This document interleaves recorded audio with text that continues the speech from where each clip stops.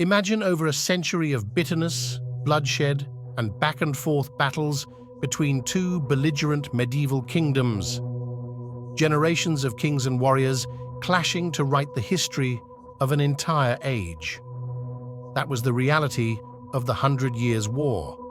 This was no ordinary conflict, but rather an epic 116-year entanglement between the rival realms of England and France, intermittently raging between 1337 and 1453 CE across oceans of territory.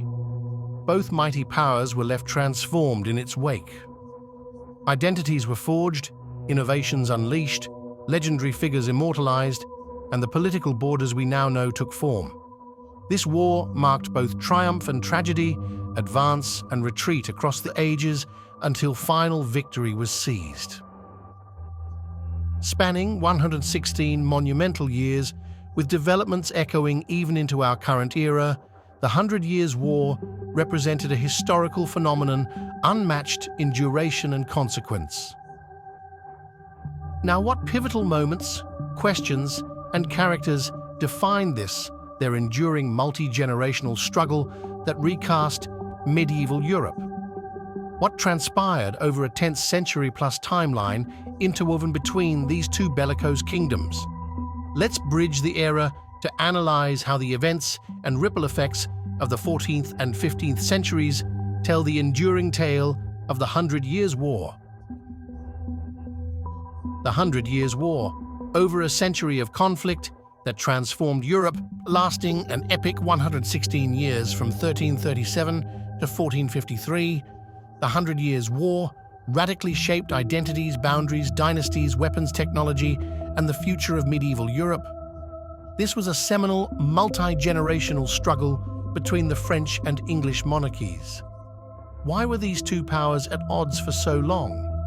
How did the war ebb and flow over distinct phases? And what defined its enduring legacy?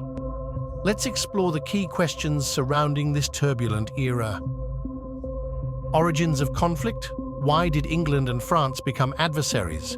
What events in the decades prior to 1337 planted the seeds for future warfare? In the 1290s, tensions escalated between England and France. This can be traced specifically to the aggressive maneuverings for power and territory by France's King Philip IV.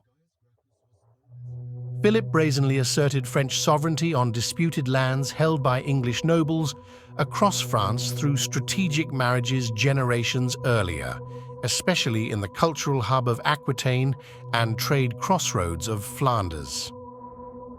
England's King Edward I resented these assertive moves, but following Edward's death, his successor Edward II lacked his predecessor's military prowess to push back vigorously against Philip's aggressions. This created a power vacuum primed for future English rulers to contest. Pivotal personalities drive momentum in 1337. Why was the year 1337 itself the pivotal spark to set off open warfare? After disputes simmered for decades after Philip's initial assertiveness in the 1290s, England found their champion for the English throne in 1327. The ambitious and skilled warrior king Edward III vigorously claimed his own right to the French crown, invoking history of English rulers controlling large swaths of France as the Angevin Empire.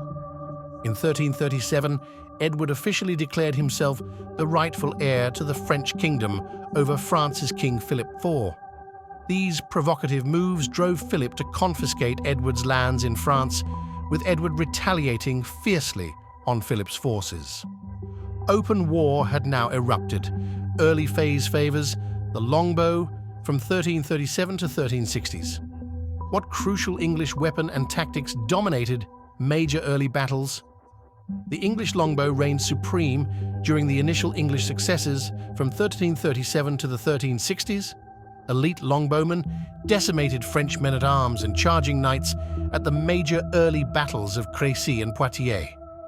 At Crécy in 1346, King Edward III inflicted devastating damage on Philip's son John's army by unleashing longbowmen along with dismounted English men-at-arms. This negated the French cavalry while pinning troops down under relentless hails of arrows. The battle proved a huge setback for French morale and prestige. Similarly, at Poitiers in 1356, Edward III's son, Edward the Black Prince, used the same tactics with longbowmen and grounded men-at-arms to rout the French and even capture King John II, plus many nobles, for a huge ransom. The longbow allowed English armies to overcome numerical disadvantages early on. Momentum shifts as England peaks, then declines after 1360s. How did France gradually regain momentum during a midpoint peak, then decline of English fortunes? Ironically, the ransom paid to England to free the captured French king, John II, disrupted England's economy. Along with the horrific effects of the Black Death pandemic, economic and political turmoil weakened English coordination. Conversely, France united around charismatic figures like Bertrand du Guesclin, who offered innovative strategies against the once unstoppable longbowmen. Fresh Scottish allies also replenished French ranks. Step by step, France chipped away at the earlier English territorial gains, inspired leadership and tactical innovation from 1415 to 1453. Who were the pivotal figures that spearheaded France's ultimate victory by 1453? In the final phase of the war, several exceptional personalities rallied French forces for a determined counterattack, ending dreams of England's continental empire once and for all. The Dauphin Charles capitalized on Henri Fifth's premature 1422 death to consolidate power as Charles VII, with a reorganized military now countering the longbow's dominance. Joan of Arc emerged as a beacon of inspirational leadership starting in 1429, reinvigorating French identity and purpose. Unsappable French commanders, like Jean Bureau, innovated with some of Europe's first professional artillery units to batter English strongholds. This wave overwhelmed the final English garrison in Aquitaine by 1453, save for Calais, ejecting weary English armies from mainland Europe conclusively. Consequences: national identities forged and military technology transformed. What was the enduring legacy of the 116 years of sporadic conflict between England and France? This bitter, multi-generational struggle consolidated nationalist identities in England and France. Politically, France solidified sovereign rule, while England's identity coalesced apart from the continent. Militarily, longbow and gunpowder siege weapons rendered the formidable castle obsolete. And in literature, Shakespeare immortalized Henry V as the vision of English warrior, nobility and resolve, even in ultimate defeat. Few struggles before or since captured both nations' imagination of 116 years of both triumph and tragedy like the infamous 100 Years' War. The enduring legacy across generations and facets of society. So, in summary, this complex elongated rivalry recast England-France warfare, culture, technology, politics and identities within medieval Europe for centuries thereafter.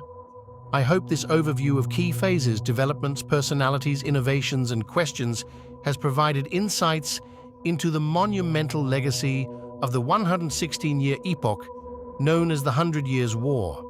Let me know what else you would be interested in exploring regarding this definitive, especially infamous chapter in our human history.